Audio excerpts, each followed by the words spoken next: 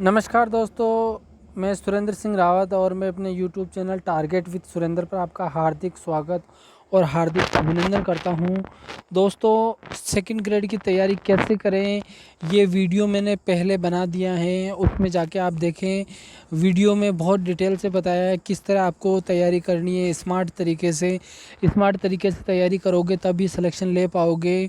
और अगर आप चैनल पे नए हो तो चैनल को सब्सक्राइब ज़रूर करें, वीडियो को लाइक और शेयर ज़रूर करें और अपने दोस्तों तक जो सेकंड ग्रेड की तैयारी कर रहे हैं उन तक ये पहुंचाए वीडियो। और सेकंड ग्रेड की तैयारी कैसे करनी है ये मैंने बताया। और सेकंड ग्रेड की सैलरी बहुत अच्छी है ये भी मैंने बताया, पोस्ट भी बहुत अच्छी है ये भी मैंने बताया। तो ये सब कुछ आप जाके देख सकते हो मेरे पुराने वीडियो में। और आज हम जो चर्चा करने वाले हैं वो हैं जो 30 अप्रैल 2011 जो भर्ती का आयोजन हुआ था। तो पहले क्या था कि पहले हर सब्जेक्ट का जीके का पेपर अलग होता था। तो आज हम जो चर्चा करने वाले हैं वो 2011 के अंदर जो पेपर हुआ था सामाजिक विज्ञान का। और उसमें सामाजिक विज्ञान में जो फर्स्ट पेपर हुआ था सामान्य ज्ञान का, यानी जीके का फर्स्ट पेपर जो हुआ था वो हल करने वाले हैं। आरपीएससी द्वारा लिया हुआ ये प्रश्न पत्र हैं। तो आप ध्यान से देखें, एनालिसिस करें कि कौन कौन से क्वेश्चन आए हुए हैं, किस तरह के क्वेश्चन आए हुए हैं। तो हम शुरू करते हैं। देखो, पहला ही प्रश्न इन्होंने क्या पूछा है कि पहला ही प्रश्न पूछा है इन्होंने। देखो, वीडियो को स्किप मत करना, आपके लिए ये पेपर शायद आपको मिलेगा नहीं। मैंने ढूंढ के निकाला है ये पेपर, तो आप अच्छे से इसका अध्ययन करें पेपर का पूरा। पहला ही प्रश्न क्या पूछा है, अमेरिकी राष्ट्रपति की भारत यात्रा के दौरान उन्होंने अजमेर के एक गांव के निवासियों के साथ वीडियो कॉन्फ्रेंसिंग की थी, उस गांव का नाम क्या था? तो उसका नाम था कानपुर नाम था। तो ये उस समय क्या करंट का क्वेश्चन हो गया था, तो करंट का क्वेश्चन ये पूछा गया है। उसके बाद में सेकंड क्वेश्चन अपन देखते हैं। सेकंड क्वेश्चन क्या पूछा गया है? सेकंड क्वेश्चन पूछा गया है, वर्ल्ड वाइल्ड लाइफ फंड ने जनवरी 2010 की रिपोर्ट में 10 प्रजातियों को विलुप्त के कगार पर बताया है। उनमें पहला स्थान किस प्रजाति का है? तो पहला स्थान है बाघ का पहला स्थान है। तीसरा प्रश्न देखिए, विश्व स्वास्थ्य संगठन का मुख्यालय किस देश में है? तो स्विट्जरलैंड के अंदर इसका मुख्यालय है। मानव अधिकारों की, चौथा क्वेश्चन हम देख लेते हैं। मानव अधिकारों की सुरक्षा के लिए प्रतिबद्ध विश्वव्यापी संगठन है, तो वो है एमनेस्टी इंटरनेशनल। ये संगठन है जो इसके लिए प्रतिबंधित हैं। उसके बाद में देखिए, 26/11 के आतंकी हमले में मुंबई पर कसाब को मृत्युदंड की सजा किसने सुनाई थी? तो आतंकवादी निरोधक विशेष अदालत ने सुनाई थी। उसके बाद में देखिए नेक्स्ट क्वेश्चन, छठा क्वेश्चन जो है वो है अपने पास में, वर्ष 2010 की रैंकिंग में क्रम संख्या 1 पर विश्व का कौन सा विश्वविद्यालय है? तो हार्वर्ड विश्वविद्यालय अमेरिका का है। ये भी आपके करंट का ही क्वेश्चन है। उसके बाद में देखिए नेक्स्ट क्वेश्चन, सातवां क्वेश्चन क्या है? सातवां क्वेश्चन है, भारत के नागरिकों को वर्तमान में कितने मूल अधिकार भारत के संविधान द्वारा प्रदत्त किए गए हैं? तो वर्तमान में 6 अधिकार है मूल, आपको ध्यान रखना है। यहाँ पर नोट दे रखा है, मूल संविधान में 7 मौलिक अधिकार थे, लेकिन 44वें संविधान संशोधन 1978 द्वारा संपत्ति के अधिकार को समाप्त करने से वर्तमान में इनकी संख्या 6 है। संविधान सभा के स्थायी सभापति थे, स्थायी सभापति कौन थे? डॉक्टर राजेंद्र प्रसाद। और आपकी जानकारी के लिए मैं बता देता हूँ, डॉक्टर सच्चिदानंद सिन्हा अस्थायी अध्यक्ष या अंतरिम अध्यक्ष थे। ध्यान रखना, ये आरपीएससी घुमाती हैं और घुमा के क्या पूछती है, एक तो अंतिम शब्द होता है, एक होता है अंतरिम शब्द। अंतरिम का मतलब होता है अस्थायी और अंतिम का मतलब होता है स्थायी। तो अगर आपसे अंतरिम पूछे इसका मतलब अस्थायी अध्यक्ष पूछ रही है तो वो होगा सच्चिदानंद सिन्हा, और स्थायी पूछ रही है मतलब अंतिम अध्यक्ष पूछ रही है तो वो है डॉक्टर राजेंद्र प्रसाद। ये आपको ध्यान रखना है। और संविधान सभा की जो पहली बैठक हुई थी 9 दिसंबर 1946 को, उसमें सच्चिदानंद सिन्हा को अस्थायी अध्यक्ष चुना गया था और 11 दिसंबर को डॉक्टर राजेंद्र प्रसाद को स्थायी अध्यक्ष चुना गया। ये आपको अच्छे से बात ध्यान रखनी है, ये अक्सर सवाल आरपीएससी का फेवरेट रहता है। और उसके बाद में देखिए राजीव गांधी खेल रत्न पुरस्कार 2010 किसे मिला, तो वो मिला था साइना नेहवाल को। साइना नेहवाल को मिला था। ये देश का सबसे बड़ा खेल पुरस्कार है और 2011 में ये पुरस्कार गगन नारंग को दिया गया था। चिकित्सा के क्षेत्र में 2010 में नोबेल पुरस्कार किसको मिला, तो चिकित्सा के क्षेत्र में नोबेल पुरस्कार उस समय मिला था रॉबर्ट जित्र एडवर्ड्स, ब्रिटेन के थे। ये एड्स रोग फैलता है। एड्स रोग कैसे फैलता है ये आपको बताना है। तो संक्रमित रक्त से इंजेक्शन सीरीज के उपयोग से, तो संक्रमित रक्त से जो सनी इंजेक्शन होती है, सिरिंज होती है के उपयोग से, रोगी के साथ भोजन करने से नहीं फैलता है, सुरक्षित यौन संबंध से नहीं फैलता है, रोगी से हाथ मिलाने से नहीं फैलता है। ये 11 क्वेश्चन कंप्लीट हो गए। उसके बाद में अपन देखते हैं आगे नेक्स्ट 12वां क्वेश्चन। जल दुर्ग है, जल दुर्ग कहाँ है, तो ये है काली सिंध आहू नदी पर जो बना हुआ है, के संगम पर जो बना हुआ है घाघरोन का किला, वो जल दुर्ग की श्रेणी में आता है। तो बहुत इंपॉर्टेंट है। पिछोला झील कहाँ पर स्थित है ये आपको बताना है, उदयपुर में है। गंभीरी नदी एक तो गंभीर नदी है, एक गंभीरी नदी है, तो गंभीरी नदी आपको ध्यान रखना है। बेड़च की सहायक है और चंबल नदी है, वो आपको ध्यान रखना है कि जानापाव की पहाड़ी से निकलती है, राजस्थान के 6 जिलों में बहती है। और आपको ध्यान रखना है इस पर त्रिवेणी संगम भी है, चंबल, बनास और सीप का। तो आपको ये भी आपको ध्यान रखना है। तो ये मैंने बताया था। यहाँ झालावाड़ जिले में घाघरोन दुर्ग पर काली सिंध और आहू नदी के संगम पर बना हुआ है। ये दुर्ग संत पीपा व संत मीठे शाह के स्मारक के लिए विख्यात है। ये मीठे शाह के लिए भी बहुत बार एग्जाम में प्रश्न पूछा जाता है। ये तो क्वेश्चन बहुत ही आरपीएससी का फेवरेट रहा है। 56 का मैदान राजस्थान के किस भाग में है, तो राजस्थान के किस भाग में है, दक्षिणी भाग में है ये 56 का मैदान। 56 नदी नालों का समूह होने के कारण, 56 राजपूतों के गांव होने के कारण इसको 56 का मैदान कहा जाता है। 14वां प्रश्न है, राजस्थान की कौन सी झील में प्राप्त नील हरित शैवाल से N2 युक्त खाद प्राप्त होती है, तो वो है मोती झील से। मोती झील जो है वो रूपारेल नदी के बाढ़ से भरतपुर को बचाने के लिए किया गया है मोती झील का निर्माण। तो इसका मतलब है कि मोती झील अपने आप में इम्पोर्टेंट हो गई। आरपीएससी ने इस पर क्वेश्चन पूछा है। तो 15वां प्रश्न है, कृष्णा जल विवाद न्यायिक प्राधिकरण 2004 के दिसंबर 2010 के फैसले के अनुसार सबसे अधिक पानी किस राज्य को दिया जाएगा, तो ये दिया जाएगा आंध्र प्रदेश को। गना पक्षी विहार पक्षियों का स्वर्ग माना जाता है, यहाँ का मुख्य आकर्षण है, तो बहुत ही फेमस है साइबेरियन क्रेन। तो साइबेरियन क्रेन जो है यहाँ का फेमस है, मुख्य आकर्षण का केंद्र है साइबेरियन क्रेन।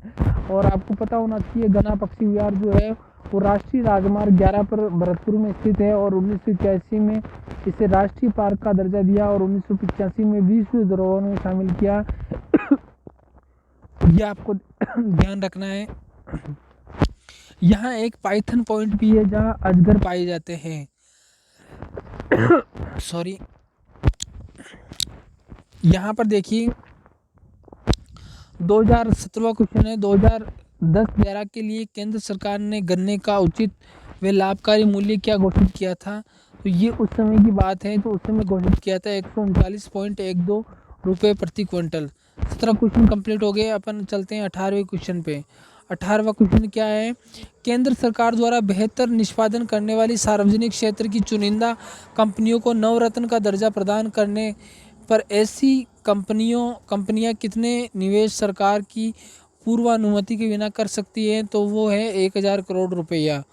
सिक्किम के परंपरागत कबीला पंचायत जुमसा के अध्यक्ष की सहायता के लिए लगाए जाने वाले लामा क्या कहलाते हैं, तो कनिष्ठ पाइपॉन कहलाते हैं। निम्न में से कौन सा युग्म सही है, तो यहाँ पर जो सही युग्म है वो है कालिदास और शकुंतला।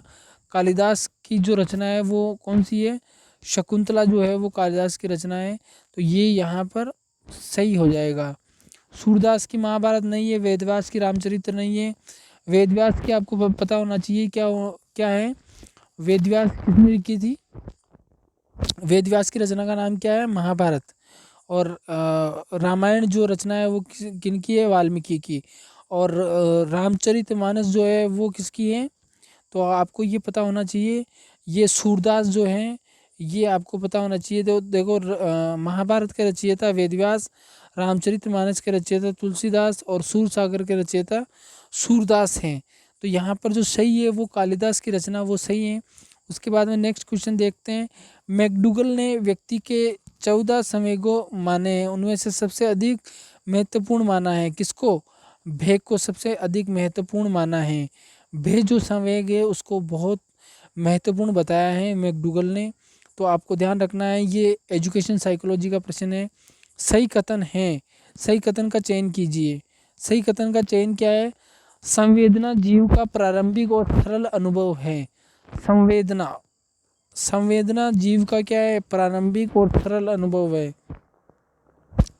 उसके बाद में देखिए, ध्यान में सहायक आंतरिक दिशा है, तो ये है मानसिक तत्परता। ध्यान में सहायक आंतरिक दिशा कौन सी है, मानसिक तत्परता। अगर मानसिक तत्परता रहेगी तो आपका जो ध्यान है वो केंद्रित होगा। मानसिक थकान का लक्षण है तेज और कठिन श्वास, शरीर में दर्द, असामान्य व्यवहार या ध्यान का केंद्रित न होना। तो यहाँ पर है थकान का लक्षण क्या है, ध्यान का केंद्रित न होना। उसके बाद में 25वें क्वेश्चन पर चलते हैं। भग्नाशा का सबसे बड़ा आंतरिक कारण माना जाता है मानसिक संघर्ष। सत्य कथन का चयन कीजिए। तो सत्य कथन है इसमें पहला ही, मादक वस्तुओं के उपयोग से स्मृति संस्कार निर्बल पड़ जाते हैं, ये इसमें सही होगा। हल सिद्धांत किस प्रक्रिया से संबंधित हैं, तो सीखने की व्याख्या के सरलीकरण से संबंधित हैं। विधायकता की मूल प्रवृत्ति किस अवस्था में विकसित होती हैं, तो बाल्यावस्था में विकसित होती है। संयुक्त राष्ट्र अधिवेशन में हिंदी में भाषण सर्वप्रथम किसने दिया था, तो अटल बिहारी वाजपेयी ने दिया था। बहुत ही महत्वपूर्ण क्वेश्चन था उस समय का। एक स्वतंत्र दृष्टा के रूप में ख्याति प्राप्त करने वाले भारत के राष्ट्रपति किसे माना जाता है, तो डॉक्टर APJ अब्दुल कलाम को माना जाता है। नदियाँ प्राय समुद्र में मिलती हैं, किंतु कुछ नदियाँ किसी भी समुद्र में नहीं मिलती है। भारत में ऐसी नदियों को ऐसी नदियाँ कौन से राज्य में हैं, तो राजस्थान में है, जिन्हें हम आंतरिक अफवाह तंत्र की नदियाँ कहते हैं। बहुत ही इम्पोर्टेंट है, जैसे रूपारेल है, खंडेला है, ऐसी नदियाँ हैं, कांतली नदी है, ऐसी नदियाँ हैं जो आंतरिक अफवाह तंत्र की नदियाँ हैं, बहुत महत्वपूर्ण है। उसके बाद में 31 के बाद में चलते हैं अपन 32वें क्वेश्चन पे। 2010 के राष्ट्रमंडल खेलों का प्रतीक चिन्ह भारत के किस पशु से संबंधित है, तो ये है शेर से संबंधित है। भारत के वायुसेना अध्यक्ष हैं, तो उस समय प्रदीप बसंत नायक थे। भारत के ऐसे राष्ट्रपति का नाम चुनिए जो भारत रत्न पुरस्कार से राष्ट्रपति बनने से पहले ही नवाजा जा चुका था, तो वो है APJ अब्दुल कलाम। अंतर्राष्ट्रीय पुष्किन सम्मान 2008 पाने वाले लेखक श्री आलोक श्रीवास्तव की कृति आमीन संबंधित हैं, तो ये गज़ल से संबंधित है। 2G स्पेक्ट्रम किस मंत्रालय से संबंधित हैं, तो संचार मंत्रालय से संबंधित है। 6 से 14 वर्ष के सभी बच्चों को मुफ्त और अनिवार्य शिक्षा अधिनियम कब लागू हुआ, तो आपको ध्यान देना है 1 अप्रैल 2010 से लागू हुआ, ये 1 अप्रैल 2010 से। ऑपरेशन ग्रीन हंट के सिलसिले में नक्सली हमला कहाँ हुआ, तो आपको ध्यान रखना है कहाँ पर हुआ, तो ये हुआ था दंतेवाड़ा में। और आपको ध्यान रखना है कि ये ऑपरेशन ग्रीन हंट किससे संबंधित है, तो नक्सल से संबंधित है। अभी लास्ट 2018 के एग्ज़ाम में भी ये पूछा गया कि निम्नलिखित में से कौन सा ऑपरेशन नक्सली हमले से संबंधित है, तो ऑपरेशन ग्रीन हंट बहुत ही इम्पोर्टेंट है आपके लिए। भारतीय रिजर्व बैंक के गवर्नर कौन है, तो D सुब्बा राव उस समय थे, दूसरे कार्यकाल के लिए गवर्नर बनाए गए थे उस समय। 40वां क्वेश्चन देखते हैं। क्लोरीनीकरण द्वारा पानी को शुद्ध किया जाता है। क्लोरीनीकरण की रोगाणुनाशक क्रिया का कारण है, तो इसका कारण क्या है? पानी में क्लोरीन मिलाए जाने नवजात ऑक्सीजन का बनाना, ये इसका कारण है। शून्यवाद के प्रतिपादन करने वाले विद्वान का नाम क्या है? तो शून्यवाद जो दिया था वो दिया था नागार्जुन ने। कंप्यूटर वायरस होता है एक सॉफ्टवेयर प्रोग्राम होता है कंप्यूटर वायरस। और उसके बाद में जनघनत्व का सूत्र क्या है? जो जनघनत्व का सूत्र क्या है? बिल्कुल सरल है, कुल जनसंख्या में कुल क्षेत्रफल का भाग दे दो तो जनघनत्व का सूत्र निकल जाएगा, जनघनत्व का सूत्र बन जाएगा। उसके बाद में केसरिया बालम आओनी पधारो मारे देश को अल्लाई जिल्ला बाई ने किस राग में गाया?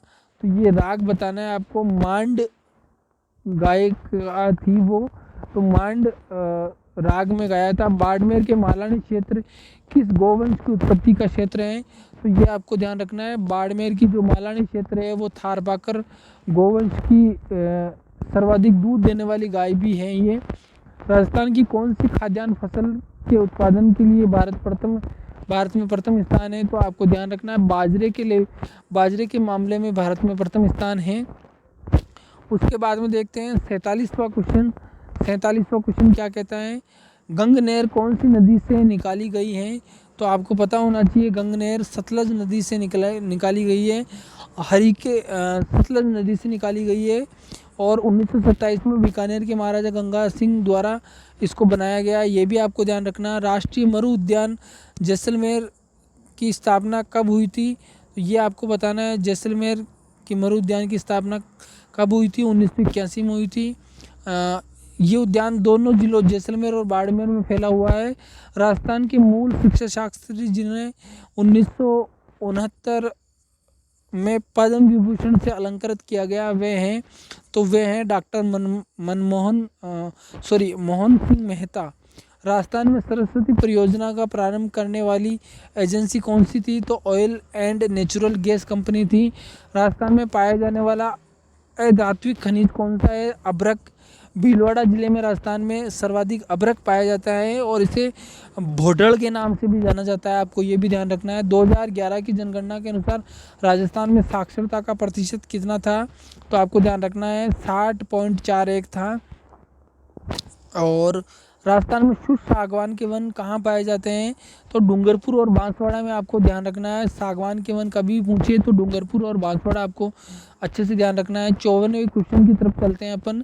राष्ट्रीय एकता उत्थान हेतु महाराणा मेवाड़ फाउंडेशन द्वारा दिया जाने वाला पुरस्कार कौन सा है? तो हकीम सूरी सम्मान है।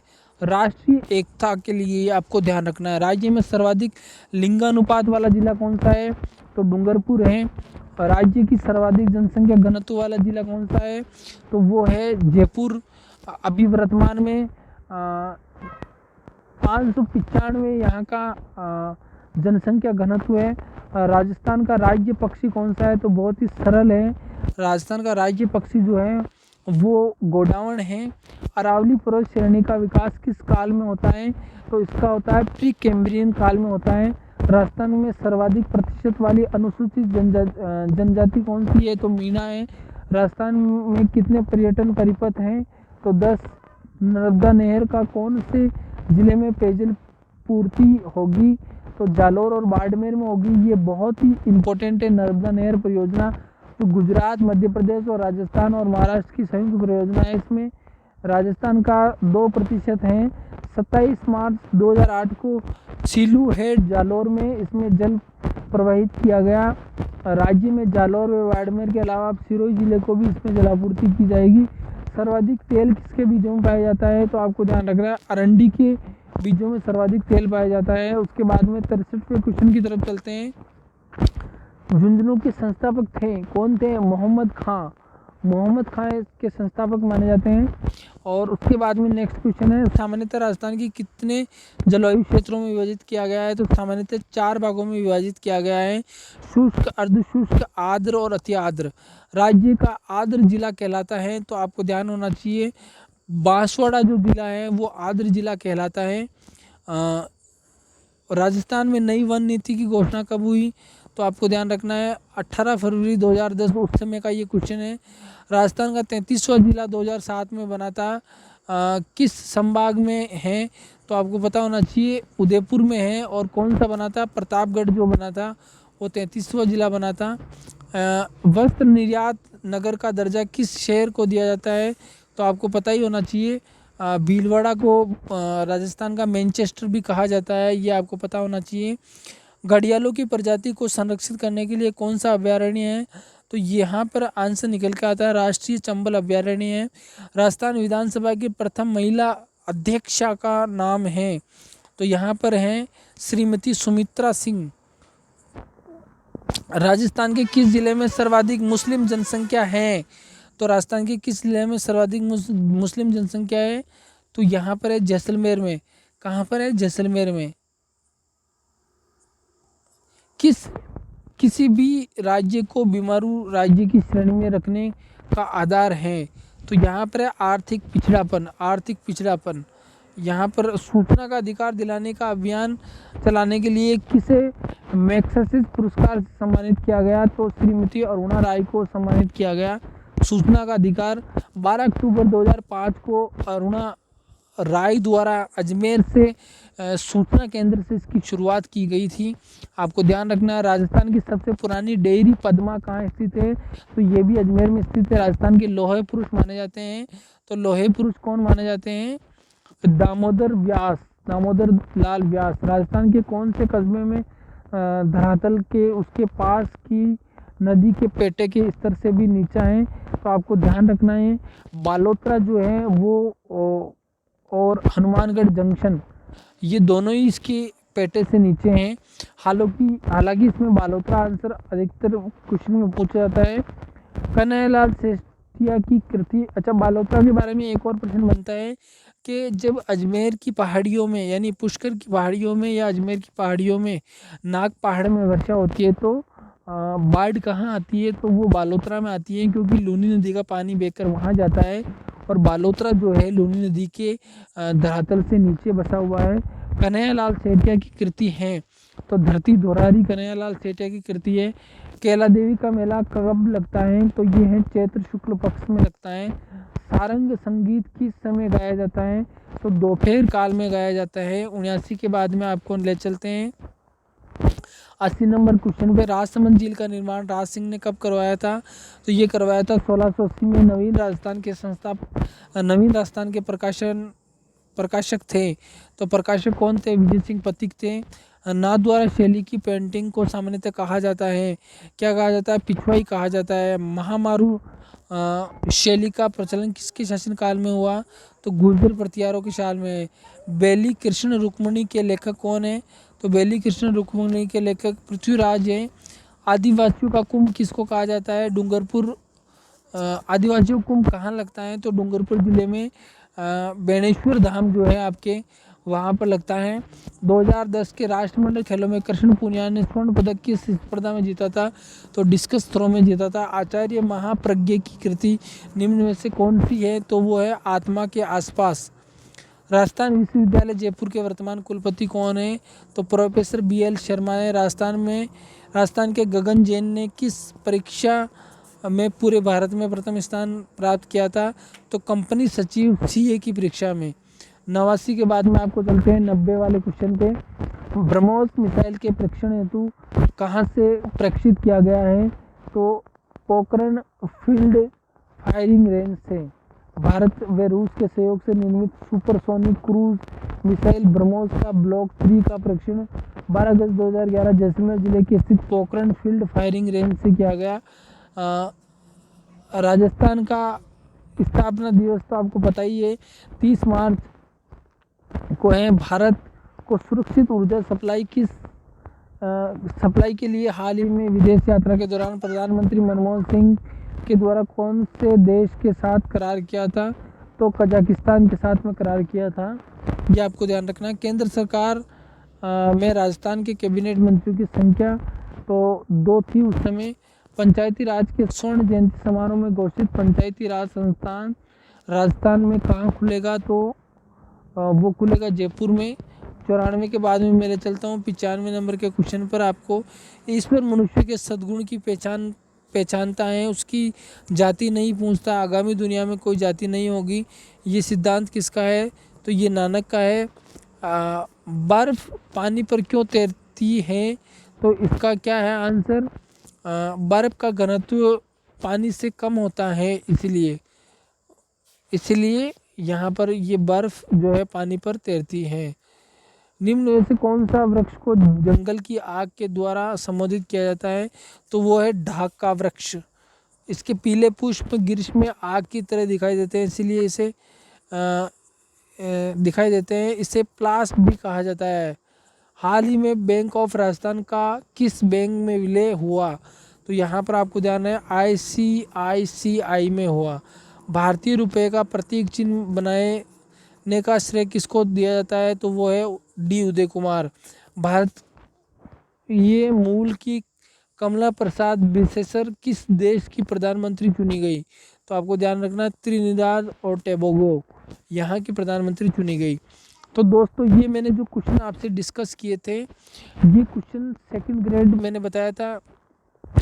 सेकंड ग्रेड कौन सा पेपर है, ये 2011 के अंदर ये आयोजित हुआ था, और ये सेकंड ग्रेड का फर्स्ट पेपर है। उस समय जैसे हिंदी के लिए अलग से जीके का पेपर होता था, सामाजिक के लिए अलग जीके का पेपर होता था, साइंस के लिए अलग जीके का पेपर होता था, तो ऐसे जीके के पेपर होते थे। तो उनमें से एक जीके का पेपर है। आपको ये पेपर कैसा लगा, इससे आपको एनालिसिस में हेल्प मिलेगी या नहीं मिलेगी, क्या मुझे और ऐसे पेपर पे वीडियो बनाना चाहिए या नहीं चाहिए, और पूरा वीडियो को देखें आप, तो ही मैं आगे इस पे ऐसे प्रश्न पत्र आपको हल कराऊंगा जो आरपीएससी में सीधे पूछे गए प्रश्न पत्रों में से एक है। तो निश्चित रूप से आप मुझे कमेंट बॉक्स में, अगर आपको सही लगा तो आप यस लिखें, अगर आपको सही नहीं लगा तो आप नो लिखें। और इसी के साथ में चैनल को सब्सक्राइब करें, वीडियो को लाइक करें, शेयर करें, और मेरे जो इंस्टाग्राम, टेलीग्राम और ट्विटर है वहाँ मुझे फॉलो करें। और इसी के साथ में मैं ये कहना चाहूँगा कि जो सेकंड ग्रेड की तैयारी कर रहे हैं उनके लिए बहुत ही उपयोगी वीडियो साबित होगा। सेकंड ग्रेड की तैयारी कैसे करें, तो पुराने पेपर का एनालिसिस करके करें, सिलेबस का विश्लेषण करके करें। और राजस्थान में जो सेकंड ग्रेड की सैलरी है वो बहुत ही अच्छी है, और इसका सिलेबस भी मैंने सेकंड ग्रेड का पहले डाल रखा है। अगर आपने सिलेबस नहीं देखा तो सिलेबस भी आपको देखना है। कट ऑफ भी मैंने डाल रखी है हर सब्जेक्ट की, तो कट ऑफ भी आपको मिल जाएगी, कैसे तैयारी करनी है, कैसे सेकंड ग्रेड बने, सब कुछ इसमें मिलेगा आपको पुराने वीडियोज़ में। तो वहाँ जाकर आप देखें। और इसी के साथ में मैं वीडियो को समाप्त करता हूँ। और मुझे ज़रूर बताएं, आप फीडबैक ज़रूर दें मुझे कमेंट बॉक्स में, क्या मुझे ऐसे और अन्य जो अन्य विषयों के पेपर हुए 2010 की जो भर्ती थी उसका पेपर 11 में हुआ, उस पर वीडियो बनाना चाहिए या नहीं चाहिए, तो येस और नो में जवाब दें। और इसी के साथ में धन्यवाद, थैंक यू।